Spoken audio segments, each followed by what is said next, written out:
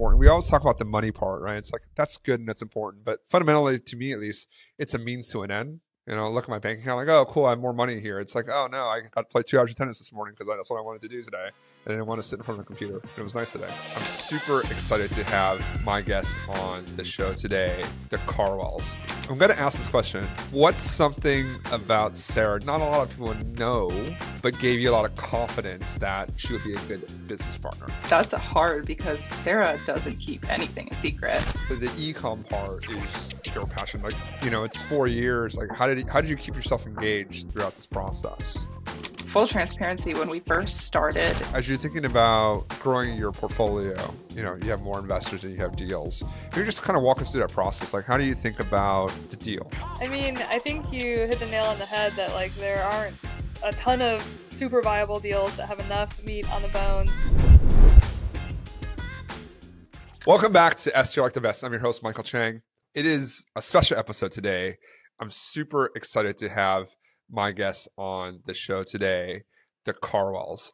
For those of you guys that have been in short-term rentals for a period of time, Sarah and Emily were at the forefront of talking about their journey for Airbnbs on Instagram, and they were inspiration for Liz and I's podcast and our journey as well on social media and building our business. So we were on their podcast when we first started, and I'm super, super excited for them to be here today.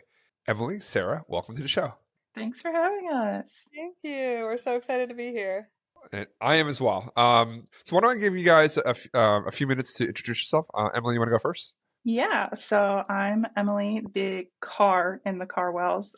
That's where our name comes from. It is our two last names put together. So to give you guys a little bit of a background of how Sarah and I got started, back in 2019, I was graduating from grad school and I couldn't get a job. And so COVID hit right afterwards, as we all know, and that was kind of the kickoff to us getting into short-term rentals. So my degree is in retailing and consumer science and global retailing, and I didn't use that for a long time. I'm using it now, spoiler alert, we might talk about that later. But yeah, so I was like, Sarah, what are we going to do? And we started designing for other hosts at that point in time. And it was just going to be kind of a hobby thing for us. I think it was just like, hey, we can make a little bit of money and pay our bills through COVID. And then we found out that we really like working together. Being best friends for 20 plus years now, I was like, this is maybe a bad idea. But we kind of kicked off designing for other hosts, and our journey has evolved a lot over the years. Sarah can talk about a little bit of her side of it, but after doing that for a year and working with some other people in the industry, I have now invested in a property on my own. I run the back end of Karwells exclusively, and we launched a retail business. So that's my business side, but I'm also a mom who runs all of these businesses as well. So my life is pretty chaotic. And I've got other projects going on too, but I'll let Sarah intro herself and we can talk about that later. Yeah. So I'm Sarah, the other half of the Karwells, the well in the Karwells. My last name's Glidewell.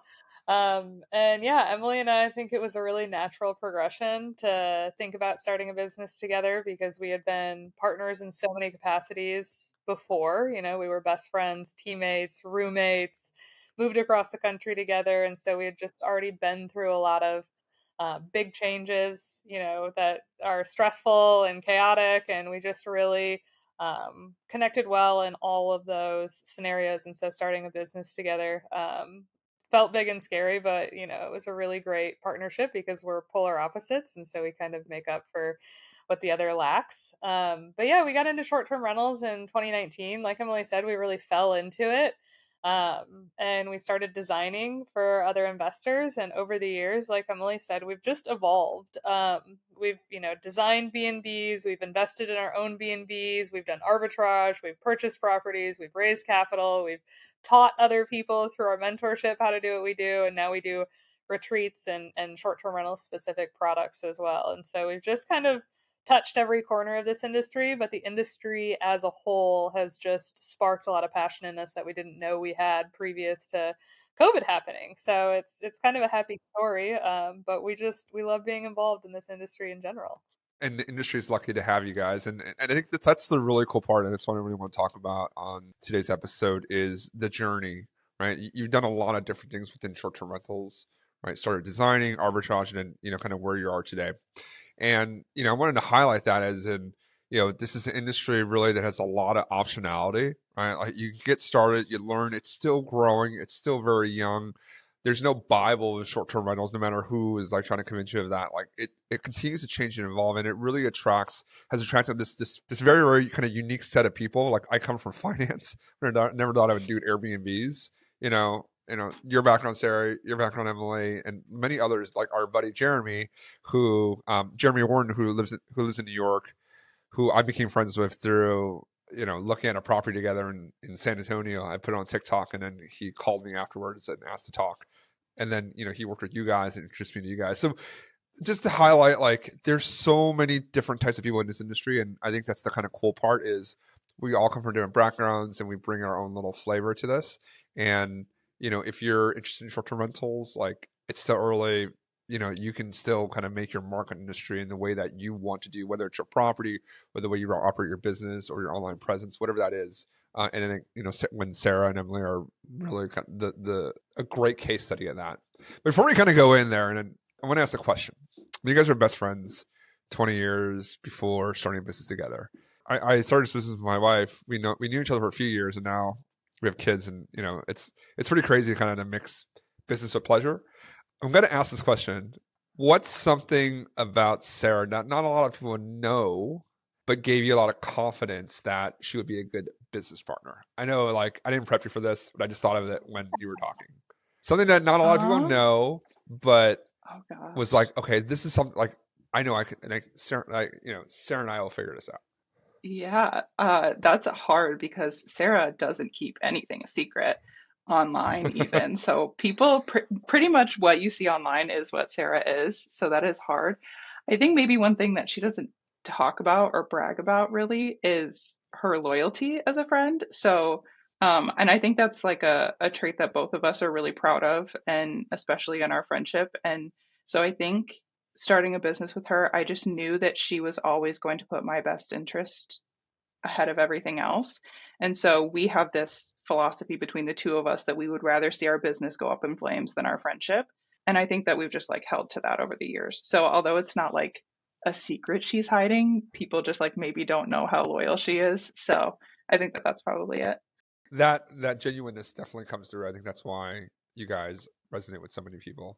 Sarah, same question. Yeah.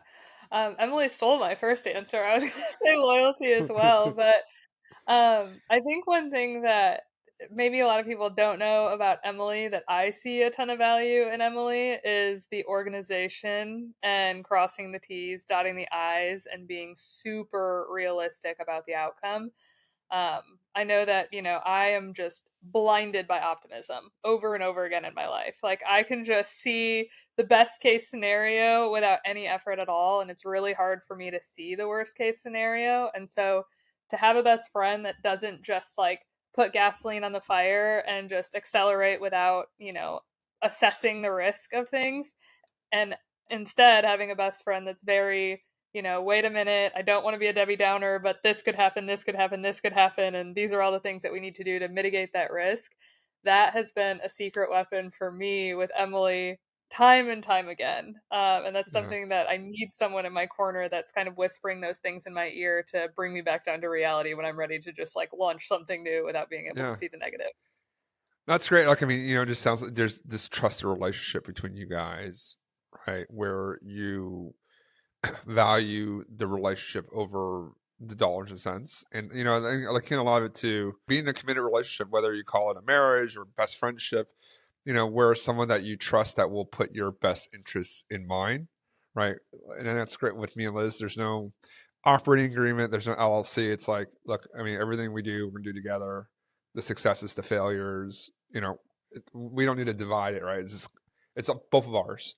And then, trust a counselor where you can really believe, you can just share your problems and be like transparent and get good advice and listen to that advice. I think that's really core to a trust relationship. So that's really great to hear you guys have that, have a relationship together. And I'm sure that's been a foundational part of your success.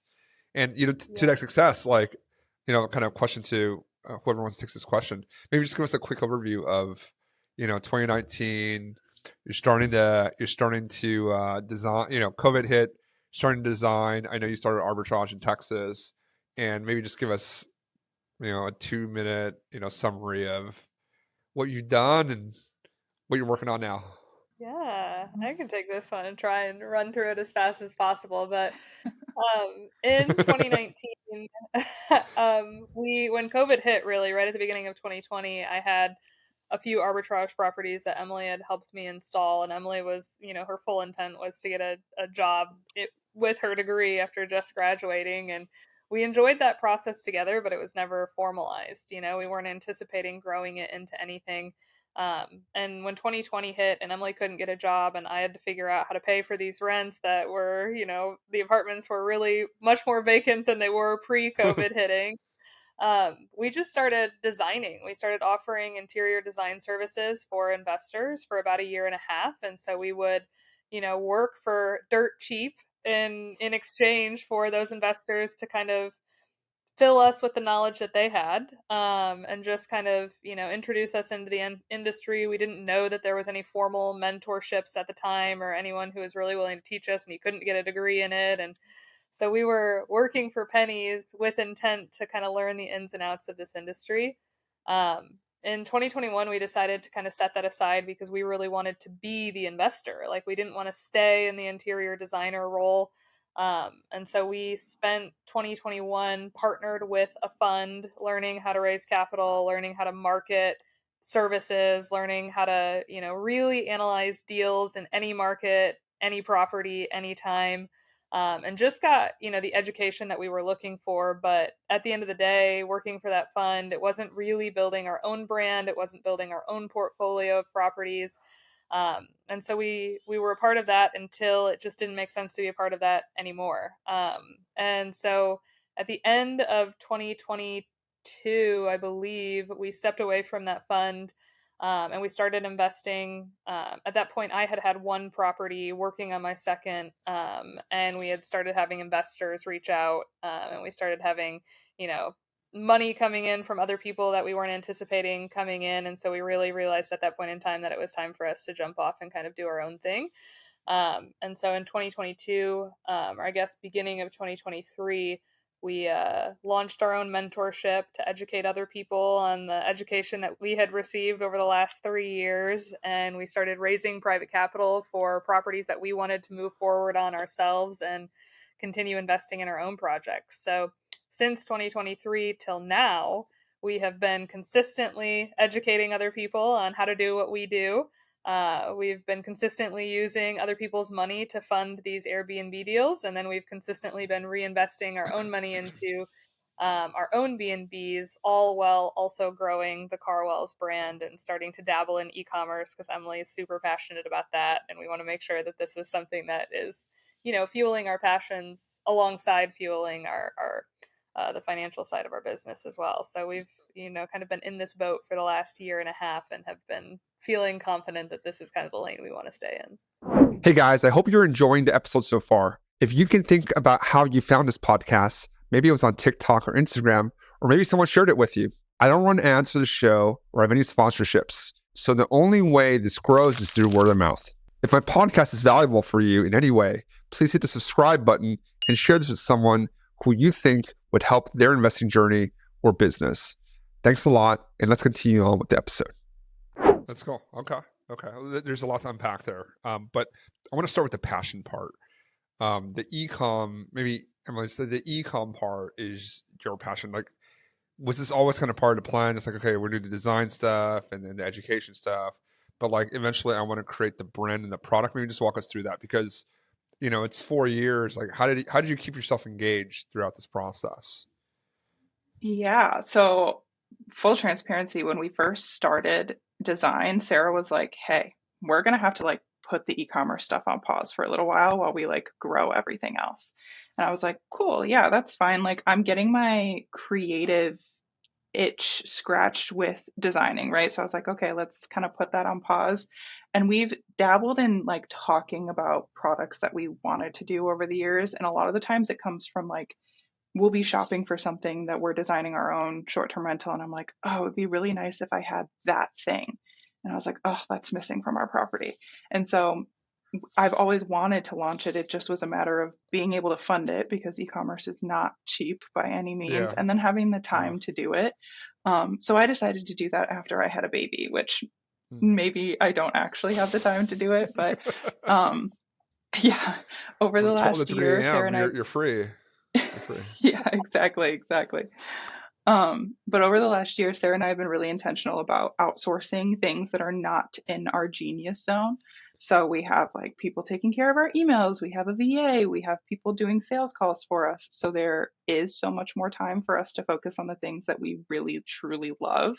And I wish that we could have done that from the beginning, but we all know as entrepreneurs, you bootstrap it at the beginning. And then once you Yep. get a few years in, you get to kind of start thinking of the fun stuff. And so, um, yeah, last year we decided to officially launch our first product, which is conversation cards. It's called First Night Energy, and there's a whole story behind that name.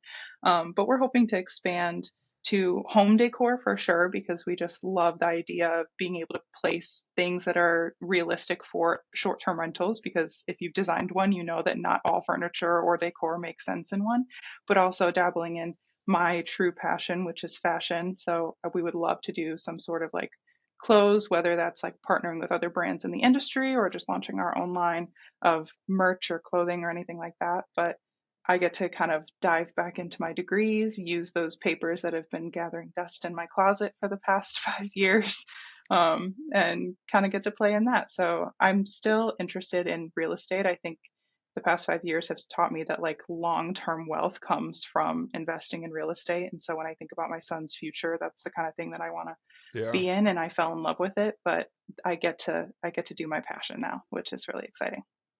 That's cool. I gotta get a set of cards for our Catskills property. No, that's really no, it's really cool, and that's great that you're able to. And then kind of the point I wanted to highlight was, you know, you start off this journey and you had a passion. It had to kind of put on pause for a little bit, but you're able to come back to it because the opportunities that the short-term rental space is able to kind of show you, right, where you have the network and the reach now that the ecom business is much more viable now than it was in 2020. Right, I think that's pretty Yeah, clear. The distribution is the hardest absolutely. part. You have that now, and building a brand, and that's the power of building a brand. You have all this optionality now where people believe in you, trust in you, you're authentic, you're genuine, and you know maybe conversation cards, like for me, it wasn't like that wasn't like an item that I want. There was an item that like I generally would have put in my Airbnb, but I know you guys, I like you guys. I'm sure it's a good product, so yeah, why not? Like it'll be cool to have people try something new, to do that. That's great. I love that story because again, like I think people are so myopic sometimes, like, oh, I come in like this is gonna be a grind, I gotta do this the rest of my life. But no, it's like, you build something, it cash flows for you to the level that you want. You don't have to move the goalposts. Like you get 5 units, you don't have to get 10 or 20. Five might be just the perfect number for you.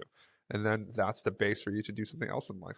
Have children, start an ecom business. Sarah, segue to you, your travel. Like I want to hit, and I want to hit on the capital you raised and the properties, but I think the personal journey here is important. We always talk about the money part, right? It's like that's good and that's important, but fundamentally, to me at least, it's a means to an end. Like I'm not trying to chase the money to, look at my bank account like, oh, cool, I have more money here. It's like, oh no, I get to go play tennis in the morning. I got to play 2 hours of tennis this morning because that's what I wanted to do today, and I didn't want to sit in front of a computer. And it was nice today. Anyways, Sarah, like your passion, like tell us about how this has led to like what you truly enjoy and love, because I know you love traveling, and I see all the cool places that you get to go to. I feel like that at the core, my passion in this is both design and travel. And I feel like Airbnb it's like one of those things where it was right place, right time, like kind of destiny, or fate, I suppose. But I've always been super passionate. Even as a kid, my parents would take us on spring break, and Emily and I would go to spring break together in whatever resort we would go to. I remember always saying to my mom, like, "Oh my gosh, I just want to work in the hospitality industry. Like, I just want to design these spaces and experience these spaces." And so I just feel like Airbnb scratches every itch that it possibly could for me. And so I feel like in the last 5 years, my focus has been like, how do I get to spend as much time doing the specific portions of this industry that I possibly can? Because as all of us know, it's like this industry includes everything that's included in a business. It's not just design, it's not just finances, it's not just operations, it's all of it. And at the beginning, you are bootstrapping it and you're carrying all of those roles, and you learn that, 20% of those roles you enjoy and the other 80% you want to let go of. And so That's being very now generous. it's being very generous. But now we're just at a place 5 years in where we've gotten to be intentional about outsourcing the things that we're not absolutely excellent at. And so I just want to spend as much time as possible these days getting to build really cool experiences, whether that's remodeling an existing property or starting from the ground up, and then experiencing other people's properties. And that's why you see me travel blogging online. So from a tax perspective, they know that it's, something that's a business that's producing some income, even if it's not a ton of income. And then obviously the properties are a big focus on socials as well. So if I could spend 100% of my time traveling to cool B&Bs and creating cool B&Bs, then I'm a happy girl. I don't know. You say that a lot in your stories. I know it's like Sarah is all, like she wants to be on the road. No, that's really cool. And then yeah, you get to do what you enjoy. No, that's awesome. I love it. That's awesome. Actually, as you guys are talking about this, and Sarah, you're going through your history. I remember when I first met you guys in person. We were in Nashville for the STR Wealth Conference with Bill Faith and Mike Shergren. And I remember I walked into we were in a lobby. I think, I forget the name of the hotel. You guys were staying there, and we met in the bar, and then Jeremy, kind of everyone introduced each other. And I was struck actually that like y'all knew each other, and it was all through the fund you guys worked out. It was like Maddie was there, Skylar. I think there were some other people too. Bianchi was there. And I was like, well, how do you guys all know each other? And it was like, oh no, we all used to work at the fund together. It's like, oh, that's interesting. So maybe just talk a little bit about like the network, right? And I think it dovetails into like the education and, building a community or finding a community around this space and how powerful that is.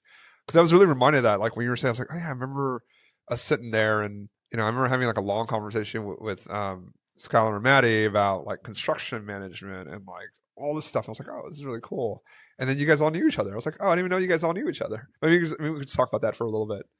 The community side of this business is, and probably any business, right? But it's a cheat code. I mean, it is such an unlock for so many reasons, and it's hard to gauge the power of community until you experience it over and over and over again, where every single roadblock that we hit, where do we find the information on how to solve it? And every single time it's someone that we know in our network who's already gone through the thing, who's already made the mistakes, who can now make it a ton easier for us to kind of navigate those difficult situations. And so, we just started on social media sharing our journey because we, grew up as MySpace turned to Facebook, turned to Instagram kids. And so it was just natural for us to show that story online, and we just didn't have any other intent with it other than, we like to be on Instagram, we like social media. And it's just turned into something so much more, where every single thing that we do now is positively impacted by us building out loud online and being really intentional about networking in the space. And so Emily and I have just had roadblock after roadblock removed by having a really solid network of people underneath of us.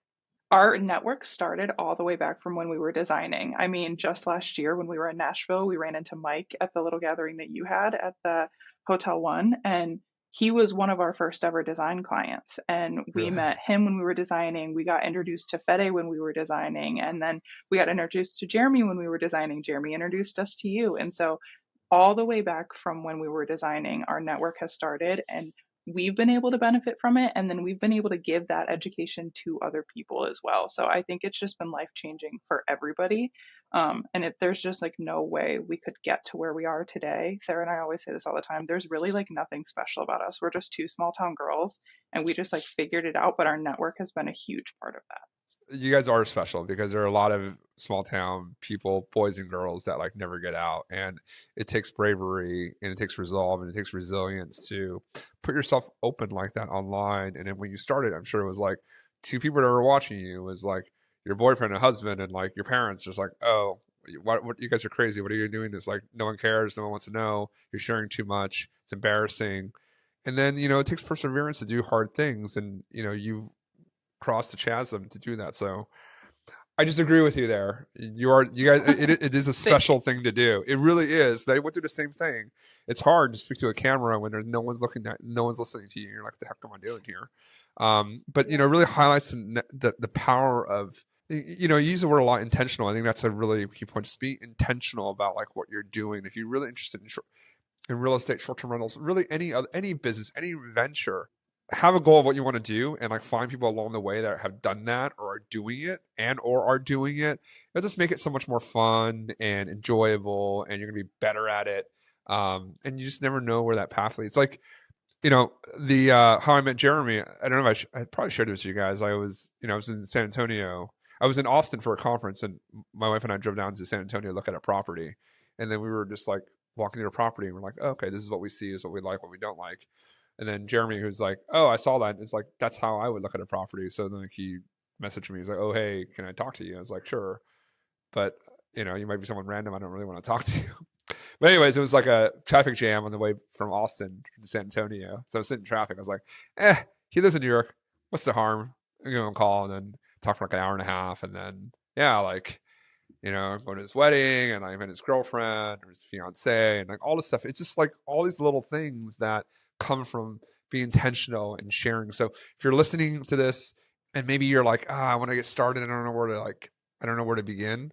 Like, check out the Karwells, just like find a community that resonates with you and like contribute to it and learn from it, because it will pay itself in spades, that like things in ways that you don't know and you can't imagine, but trust in that. And you know, to that point, like, would you have guessed, you know, in 2020, like you've raised X million dollars of capital and bought this many properties? So, you know, kind of segue there, like, tell us all the money you're making, Sarah and Emily. How much money, the money you're making for all your investors and all you raise. Like, let's start with, you know, how many deals have you guys raised for? How much money have you raised, and, you know, how many properties? Yeah, great question. I mean, wow, a running tally on how much money we've raised. So much. So much. I got to count. You're going to run out of fingers. Right. I mean, it is, you know, especially growing up as two small town girls, like no one that we were around had a ton of money, you know, it just wasn't something that we were exposed to. It's like both of my parents were teachers, and I was in the upper middle class of our small town with teachers as parents. So you can imagine, like, we just didn't have the perception that that kind of wealth was out there and available to us. And so it really took us understanding why wealthy people were attracted to short-term rentals, what the tax benefits looked like, how to pitch a deal, you know, all of those skills that have to come alongside being able to put together a great short-term rental. And I just think that, you know, our portfolio of properties, we outperform all of our competition in every market we're in because we prioritize design and hospitality. And so showing that off online, you know, people always ask, like, how do you find investors? It's like, we didn't find investors, investors found us. And I think the trick there is just being transparent about your journey, because it allows other people to see what you're doing and build trust with you. And you don't even realize that you're building trust with them because you're just showing it off online and you don't understand really who's consuming that content. Um, but over the last 2 years specifically, since I've been raising capital for properties, um, I think now officially, as of yesterday, I think I'm officially over $5.5 million raised in private capital over 2 years. Equity capital. Let's be clear. This is equity capital. This is debt capital. Equity. Congratulations. That is a great accomplishment. 5.5 million. Yeah, yeah, yeah. And it's so much easier to purchase properties in cash than when we're financing properties, which has been great. How many properties have you? How many projects? How many properties? I think we've got 5 in New York and then 4 in Michigan that are investor funded. Got it. So 9, 5.5 million. So yeah, about $500,000 checks each. Okay, that's great. And then the design part. I mean, I think you guys really do over index on. I think not design. Actually, I'm gonna take that back. I don't think it's just design. Actually, I think it's more holistic than that, because there are plenty of great designers on there. I think what you guys do very well is you're able to kind of see. You're gonna just visualize the project and like the people that you can get there, and you have enough data now where, you know, your last project that we were interested in investing in, and you know, maybe you'll save them for us next time, Sarah and Emily. But that where it overlooks the lake or it has the pool inside. Like now that I know, it's like I see it's like okay, I know exactly why they bought it because like there's an underground pool and it has the view. Like the design part is important, but like your eye on the actual property and then the price for it, your team that you've built that has a construction management background to be able to execute that vision that you guys have put together, and then the operational chops through your network and your team as well that they're able to operate at a high level, right? I think that is where you guys I think really over index. And I don't give this compliment to anyone actually, and I'll pay this compliment to you guys. I actually went through your underwriting, and I went through, and I usually every underwriting I get is just complete garbage because it's like it's all BS numbers. I found like one little thing in your model that I was like, okay, they probably could have added this in there, but it might have been a different line item. So maybe I was just double counting, but like it actually was a true underwrite. It actually was a real underwrite, which I was like shocked. I was like, wow, this is actually like a real number. This isn't some BS fluff number that I usually see. So congrats on that, because like I'm pretty hard on those models. Like I've never seen a model that I didn't just rip apart besides your guys's. So nice work on that, and way to be transparent with the numbers versus like giving numbers that I don't think are real. I don't think are realistic.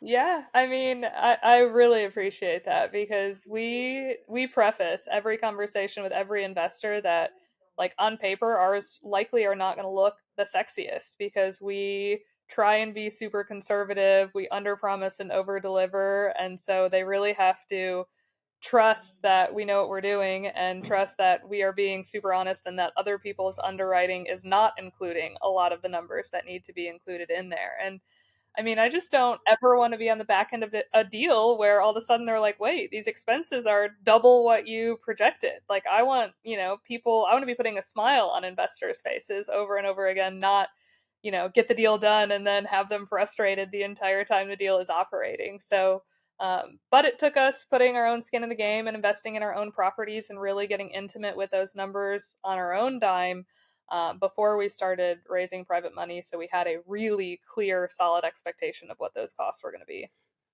Yeah, no, that's the fact that you guys have done it before and aren't just kind of capital raisers that come into a hot space and just do something. You've actually had the experience of running your own thing. Like you've done it before with your own money, and now you're allowing other people to come in. I think that's really powerful. That's really really powerful. And look, I think at least when I put my investor hat on, like when I look at numbers, I know they're going to be wrong, right? Like your revenue is not going to be exactly what you say. Obviously, your expenses aren't going to be exactly what you say. But it's like this is based on our experience and what we know, like the best information we can put forward, right? And I think that's like that earns a lot of trust from people. It's like, okay, this is a real underwrite. You could be wrong, right? You're like electrical could triple, because of something happened with natural gas prices. I don't know, right? Or something happened, like a meteor hit your roof, and then that's a $50K capex on your roof. Like who knows, right? No one, like there are things that you just don't know. But I think people that are transparent on like what they do know, they actually put it on there and like explain why this is and it's reasonable. That's all we can ask for as an investor, right? And just like be transparent. Like if it's bad, tell me. If it's good, tell me. I think that just earns you a lot of repeat business because to your point, right? If you underestimate everything and like those people aren't going to want to do business with you. Like no one's going to reinvest with a GP that like loses money for them or like isn't transparent with them. Like, yeah, okay, you tricked me for my 50K, fine, but like you can't build a business that way. Like just finding new fools every single time, it doesn't work. But anyways, like great work, and I know you guys are out there hunting for deals. So if you're a short-term rental investor that doesn't have a ton of time and wants just to invest in cool properties, Sarah and Emily are definitely two people to keep an eye on because they have some really cool stuff in Catskills. Don't buy near my properties, okay? I don't need that. We have enough competition. We don't need more. Damn it. Okay. Kind of back to that community point. You've built a community of other investors that you've taught. Maybe talk a little bit more about that. And then I know you have a retreat in Zion coming up in May. Yeah. So Well, the retreat that we're planning, so we launched retreats officially last year. If you guys have been watching us for a little while, you've seen us do like boats and helicopters and things like that at these graduations, and we just always left these events feeling the best we've ever felt, the most inspired we've ever felt. We get the best feedback from everybody, and that was always just people who had gone through our mentorship, which is so great to continue building those connections with them. But there are certain people that are at different journeys where maybe the mentorship doesn't make sense, but they need the network and they need the connection. And so we decided to launch retreats officially last year. And so this year we are hosting two. Our spring retreat is at Auto Camp Zion. And Oh, two retreats. it's, we Okay. Okay, cool. yeah, yeah. Okay, I didn't know. So we officially are partnering with Auto Camp. So they'll be at Auto Camp locations going forward. But the Oh, first cool. one's at Zion. And we try to combine the concept of wellness and like taking care of yourself and adventure and travel with entrepreneurship and short-term rentals. So a lot of the sessions and the education portions of it are centered around short-term rentals, but there are some that are just entrepreneurship based in general because we all need the support. And I mean, there's something as simple as like something that seems as simple as me is to like starting an LLC, finding a CPA, things like that. But it's like everybody's at a different point. And so we want to be able to offer all of that education around entrepreneurship while also having the short term rental focus. And so we'll have sessions around those types of events. But then a lot of time that I put into the schedule is just for networking alone. There's a lot of gaps between a lot of the educational sessions and things like that because I truly think, or we truly believe, that the connections that you make with people are going to help you Yeah. build more businesses and build better businesses. There have been people that have left these that have started businesses together, started investing together. And so that's our goal with the retreats. So the Zion one, there'll be like hiking and yoga involved, but also talking about pricing and revenue management and safety. And we have a CPA coming to talk to you about all the like not so fun portions of it as well. What do you wait? Whoa, whoa, whoa, whoa, whoa, whoa! Why are you saying taxes aren't fun? I like that stuff. It's tax season right now, and I'm not having fun. Oh, okay. All right, all right. Well, that stuff. You might like design. But I don't love design, but I love taxes. that's true. It's You need a not my safe. We wheelhouse. need a safe space for the tax lovers. That's true. So That's true. true. Yeah. So I'm glad All that there's joking. people out there that love that. All joking aside, just like how many people, or how many people do you have space for, and when are you doing it? Yeah, so we currently have space for 70 people.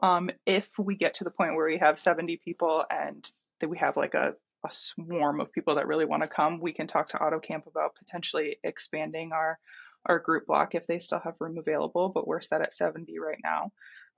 And it's May 18th through the 21st. So we'll be there at a good time, but hopefully it's not like too hot for our hike. So we try to time Yeah. that kind of stuff as well. Zion's beautiful. You couldn't have picked a better location. I went there pre-COVID, pre-baby, and like, it was like one of the most awesome experiences. So that's a great. If you've never been to Zion National Park, it's like hiking in the Narrows and all that. It's pretty amazing experience. And May is a good time. I think it's like not as hot there, um, so that's a great time to go. So for folks that are interested in that, you should definitely check out the Karwells and go on the retreat. That's something that I think is really powerful. Like we can only haven't done a good job of it just because we had two kids in the last 3 years. We launched our program, but we want to do more of the in person as well. And just hearing you say that, just the connections and you feeling energized after leaving that's really powerful. I think that's a great way to connect with people in your community. So that's well, tell us about your second one. I don't even know you had a second one. What's the second one? Well, what's the Yeah, fall or so winter one? we haven't officially launched the fall one yet, but it is going Ooh, to be see in preview. All yes, right, you heard it here preview, yes. first on STR like the Um, best. it is going to be in the Northeast and during Okay. peak color season is what we're planning Ooh. on that Okay. one. So we had our one last fall in Ohio of all places, but if you know Rose from your family's place, she has beautiful properties there, and so we had our first one there, and we just love the fall, and we want people to be able to experience like beautiful colors, and so yeah, it'll be in the Northeast. That'd be cool. Yeah, I think I know what you're talking about, and it is absolutely beautiful, which is why we bought there.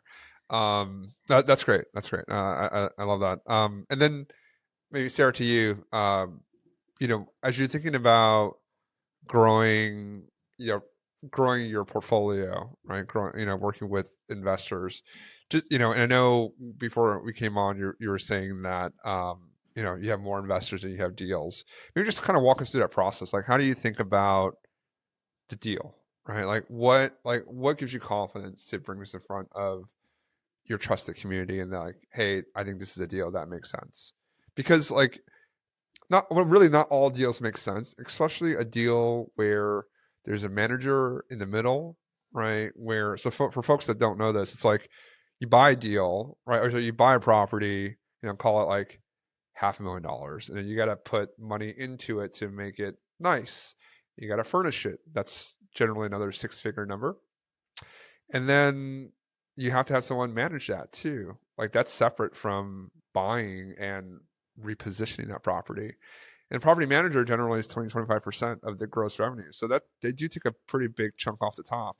And then there's all the other things that are involved with that. So, there's you need a lot of meat on the bone for these deals to work, which is again why I was surprised when I was looking through your numbers. I was like, oh, actually, wow, there actually is quite a bit of meat here because you can actually these numbers actually make sense. So, without staying too much of your time there, like maybe just talk us through that process as you look for your next deal or you position your next deal.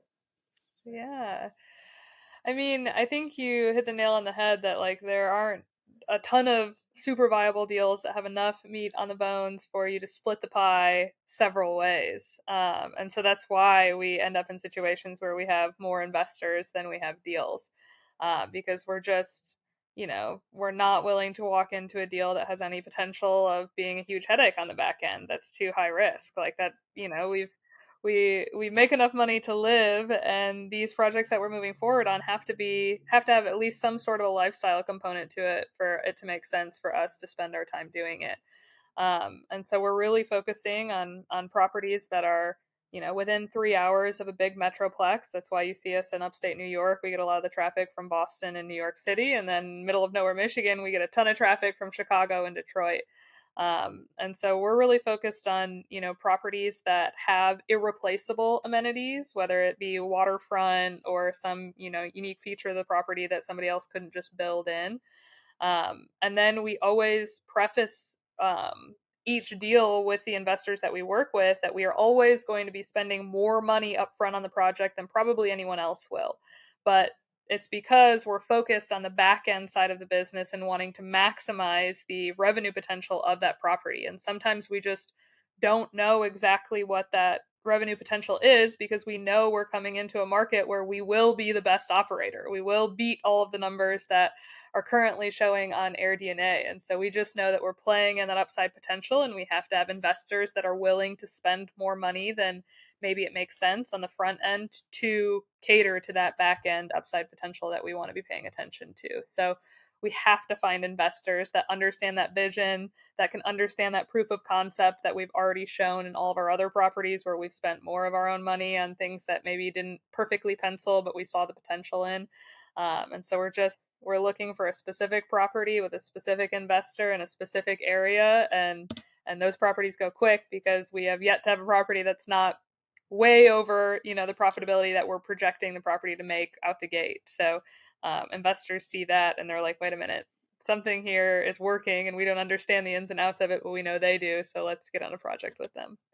That's right. That's a great way of framing it. There aren't that many of these, and there aren't that many those kind of investors. So lining that all up, and you guys have your GP group is actually fairly big, right? It's like you and Emily, and I know there's some other people involved. That you've built a great team, and the projects have to make sense where everyone is happy and aligned for the long term. Because like these things aren't, I think one thing people should realize is like these aren't like traditional syndications where you're looking at a multifamily, you buy it, you reposition it, or you refi, you're out in 5 years. Like my presumption is you're holding it for the long term, right? These are trophy properties are going to cash over a long period of time. You're doing bonus depreciation on those, it doesn't make sense to do bonus depreciation on something that you're going to hold for 3 years. Like, just doesn't make sense because you have to pay the depreciation recapture down the line. So you want to hold these properties, you want to invest in them, you want to build a moat around those properties where, hey, like I built something here that someone else can't replicate, and I'm going to overspend on that because that next person will have to do something even better, and it'll probably be uneconomical for them to do that. So, capital is a form of moat, a competitive moat, and to see you guys do that, in these properties, I think it's pretty, it's very interesting. And I saw that, I was like, oh, like that for me, like collective, like, okay, cool, I get what they're doing. And yeah, no, excited to see the next one that you guys have in the hopper. I'm sure your team's working hard on finding the next one. So like I appreciate the time. I appreciate the time today, and I know we're running a little bit over. So I'm going to ask my traditional closing question to you, and I'm going to start because I gave the hard one to Emily first. So I'm going to give it to Sarah now. Business is a team sport, as we talked about a lot here today. Besides Emily, what's one of the kindest things that someone has done for you throughout this journey that they didn't have to at the time, and it's made such a difference for you over the last 5 years? Ooh, wow. There's so many examples. Maddie in particular, when we were still working for the fund, I didn't know how to analyze a deal. I didn't know how to underwrite properly. And I also didn't really know how to negotiate a position in a partnership deal well. And at that point in time, we just didn't have nearly the network that we have now. And Maddie was the first person to come alongside both Emily and I and just be like, she gave us, free time. She'd hop on Zooms with us. She taught us how to underwrite a deal from her perspective. She was honest with us and that we had negotiated a deal with the fund that was not what we had deserved. We needed to go and renegotiate that. And so it was just her honesty and transparency with absolutely no reward on the back end for her that she could see at that point in time that really changed our lives. Like, we flipped our business upside down after a few conversations with Maddie because it just pulled back the curtain on what we were doing wrong that we didn't know we were doing wrong. And it's what you don't know that always gets you. And so to have that moment with Maddie, it just created the kind of loyalty that Emily and I have together towards Maddie, where now we work with her in a much larger capacity. But it's because she was extremely kind and generous to us and transparent with us right out the gate. And that kind of honesty right away with no reward on the back end that she could see was just showed me her integrity right out the gate. And so that's just been a relationship that I will carry till the end of time, strictly out of that first interaction of her just being kind for no reason. Shout out to Maddie. She's one that kind of introduced us to the broker that we use for our property there, and the way she carries herself. Agreed. And I didn't know that, so that's really cool that she did that. And yeah, like just the unknown, like the unknown unknowns. Sometimes like what's going to kill you. It's like what you don't think. What you don't know is like the thing that's going to get you. And the bigger network you have of people around you, it's going to just. You're never going to know all the unknown unknowns, but the bigger group you have around you that you're more transparent on, like they'll shine a light on just like all these blind spots that you have. And it's just going to make you that much better of an investor and entrepreneur, and honestly just like kind of happier, because like it's a happy relationship, right? Because like, you guys are like both done well and support each other, and you have a good friend that you'll carry to the end of time. Like, that's cool. It's like have a friend and make money. Like, who doesn't want that? Yeah. Right? Win-win. Win-win. Emily? Yeah, so I dibs Fede because there's so many incredible things that you can say about Federico, but I will just say the time and care that he puts into us at the beginning of this whole journey, we continuously like told him no, that we were working with him. Like, there was already a management company that we consistently worked with, and he was so patient. And then when we needed him, he was right there. And he takes so much time. There's so many intricacies behind managing your property, and you can do it forever, but like there's things that you're just never going to know, and he's willing to sit down and walk through that with you. And so he built trust with us, and now we're friends and we're together all the time. But then we also feel comfortable enough with him to refer other people to him, and he takes just as much care with those people as he does with us, which he cares more about our properties than I think we do some days of the week, because we have a million other things going on. But knowing that I can just like send somebody to him and I don't have to worry about it, I think it's just the kindest thing. And like, he holds up the reputation that we talk about all the time because he cares. And so I think that that's just the smallest thing I can say about Fede, because there's so many good things. But yeah, he cares, and he's like wicked smart too. Really, so smart. he was on a podcast. I think we published an episode. It's like 47 or 48. Please listen to that if you have a chance to. He's one of the smartest property managers I've met. Highest integrity. Like, he met when we closed on the house in Catskills. Him and his wife came up, met with us, and chatted. Took us out to dinner. It was actually like, didn't have to do it. And it was just like a really nice gesture, which really, I think, said a lot about someone's character. Ended up working with his wife on branding. So that's really cool that she helped us with the branding for the property and for our media business now too. So yeah, like just relationships, and just like find yourself good people. Yeah, it's like, honestly, just like find some good people and like just be generous. It almost always comes back to you, and it really almost does. And yeah, no, just thanks so much for sharing today. It was this is less about like numbers and like tactics. It's just like mindset, right? Like, be a good person, find good people, like have a vision of what you want to do, and have some resiliency. That's one part of culture now. It's like people are like always want to preserve optionality. I want to do everything, but like if you always choose to do everything, you do nothing, because everything's open. You just like bounce around. It's like you design on one thing and just like go for it and do it. That compounding, I think, is a big part of doing success. Your success, my success, and hopefully for you listening, your future success as well. Sarah, Emily, thank you so much for joining me today. I really appreciate it. Thanks for having us. I'm sorry, the last part I did forget to ask this question. What's the best place for people to find you if they want to reach out to you about deals or the retreat? What's the best place to reach out? You can DM us on Instagram. Sarah is the most active there. You'll find me in emails, Sarah on Instagram, and then our website, thekarwells.space, has all of the information for the retreat. Okay, perfect. So the Karwells.space, and I will link to your Instagram profile. So folks, make sure to give them a follow and DM Sarah and Emily for any questions. I'm sure they'll respond to you. Again, guys, thank you so much, Ryan. I know you guys are busy. I really appreciate you carving out time today to come on the show. Anytime. It was a pleasure. If you found this episode valuable, please make sure you hit the subscribe button so you can get notified when I put out new content on Airbnb investing. And if you want to learn about how to work with me more directly, I have links below on my description. Click on those and let's figure out how I can help you with your Airbnb investing journey.